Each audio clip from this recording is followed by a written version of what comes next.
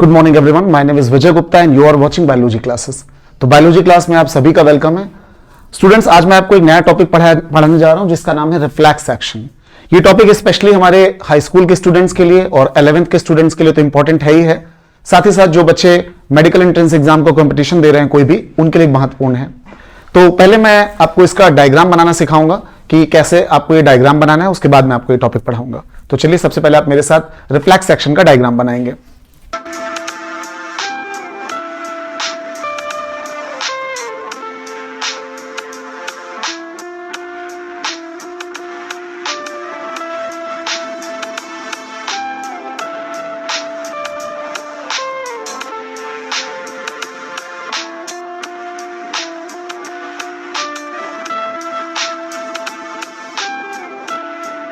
Okay, तो diagram हमारा ready हो गया है रिफ्लेक्स एक्शन का। अब ये रिफ्लेक्स एक्शन होता क्या है, आइए इस पर बात करते हैं। सबसे पहली बात कि रिफ्लेक्स एक्शन के बारे में सबसे पहले किसने बताया, तो आपको बता दूं कि एक साइंटिस्ट थे जिनका नाम था मार्शल हॉल। उन्होंने 1833 यानी 1833 में सबसे पहले रिफ्लेक्स एक्शन के बारे में बताया। उन्होंने बताया कि हमारी डेली लाइफ में, हमारी दैनिक क्रियाओं के समय कई ऐसी चीजें होती हैं, कई ऐसी क्रियाएं हो जाती हैं जो अपने आप स्वतः घटित होती हैं, जिनमें ब्रेन का कोई इन्वॉल्वमेंट नहीं होता। ऐसी क्रियाओं को हम कहते हैं रिफ्लेक्स एक्शन। तो वे अनैच्छिक क्रियाएं, इनवॉलंटरी प्रोसेस, जो हमारे शरीर में दैनिक क्रियाओं के दौरान अपने आप अचानक से हो जाती हैं, उन्हें हम रिफ्लेक्स एक्शन कहते हैं। उदाहरण के तौर पर, अगर आपने कहीं पर हाथ रखा और वहां कोई नुकीली चीज है तो झटके के साथ आपका हाथ पीछे हो जाएगा, ये एक रिफ्लेक्स एक्शन है। आपने गर्म दूध में या गर्म चाय में उंगली डाली और आपको अंदाजा नहीं है कि वो कितना गर्म है, अचानक से हाथ झटके के साथ पीछे आएगा, वो एक रिफ्लेक्स एक्शन कहलाएगा। तो रिफ्लेक्स एक्शन एक ऐसी प्रक्रिया है जो स्पाइनल कॉर्ड से हो जाती है और ब्रेन का कोई इन्वॉल्वमेंट उसमें नहीं होता। अब यहां पर एक डायग्राम जैसा कि आप देख पा रहे हैं बना हुआ है, जिसमें एक हॉट मिल्क या टी, कुछ भी आप इमेजिन कर सकते हैं। जैसे मैंने लिख दिया यहां पर चाय है, हॉट टी एक कप के अंदर, और इसमें दिखाया गया एक हाथ, और हाथ आपको पता है कि हमारे यहां पर कौन सा रिसेप्टर ऑर्गन है, स्किन है। तो जैसा कि हमें पता है कि हमारी बॉडी के अंदर 5 अलग अलग सेंस ऑर्गन्स होते हैं, आंख, नाक, कान, जीभ और त्वचा, और ये पांचों सेंस ऑर्गन जो होते हैं संवेदी अंग, बाहर से स्टिमुलस को रिसीव करते हैं। अब यहां पर रिसेप्टर का काम कौन कर रहा है, स्किन कर रही है। तो जैसे हमारी जो स्किन है वो गर्म दूध या गर्म चाय में जाएगी तो यहां से निकलती है एक न्यूरॉन जिसको कहते हैं सेंसरी न्यूरॉन, और ये सेंसरी न्यूरॉन जाती है कहां पर, स्पाइनल कॉर्ड में। तो यहां पर आपको स्पाइनल कॉर्ड का टीएस दिखाया गया। अब जो स्पाइनल कॉर्ड होती है, जैसे हम ब्रेन से कनेक्ट मानते हैं, जो कि ब्रेन से कनेक्ट होती है, तो ये जो स्पाइनल कॉर्ड होती है ये इस बात की इंफॉर्मेशन लेकर जाती है सेंसरी न्यूरॉन। मैंने यहां पर जो एरो लगाए हैं इनको अपोजिट हो गए, थोड़ा सा ठीक कर लेंगे। इंफॉर्मेशन लेकर कौन जा रहा है, सेंसरी न्यूरॉन।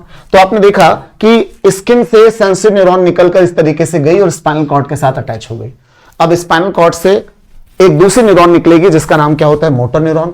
और वो जो मोटर न्यूरॉन है वो कहां आ रही, हमारे हाथ की जो मसल्स हैं, क्योंकि आपको पता है कि हमें अब झटके के साथ हाथ पीछे खींचना है, तो हाथ को पीछे खींचने के लिए मसल्स का योगदान होगा।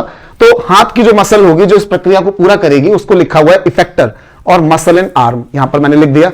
तो आपने देखा कि जैसे ही हमें गर्म लगा, इस बात की इंफॉर्मेशन स्पाइनल कॉर्ड तक कौन लेकर गया है, सेंसरी न्यूरॉन। और सेंसरी न्यूरॉन ने चूंकि हाथ को पीछे खींचना है तो यहां से किसको भेजा है, मोटर न्यूरॉन को। तो जो इंफॉर्मेशन जानी होती है सेंस ऑर्गन से स्पाइनल कॉर्ड तक, वो लेकर जाने की जिम्मेदारी होती है सेंसरी न्यूरॉन को। और स्पाइनल कॉर्ड जो एक्शन करेगी जिससे हम बचेंगे, या कह लीजिए रिफ्लेक्स एक्शन पूरा होगा, उस प्रोसेस को, उस न्यूरॉन को हम बोलते हैं मोटर न्यूरॉन। तो लेकर जाने वाली हो गई सेंसरी न्यूरॉन और वापस आने वाली कौन हो गई, मोटर न्यूरॉन। और दोनों के बीच में एक इंटरमीडिएट कनेक्शन बना हुआ, that is called relay neuron. तो वो रिले न्यूरॉन हो गई।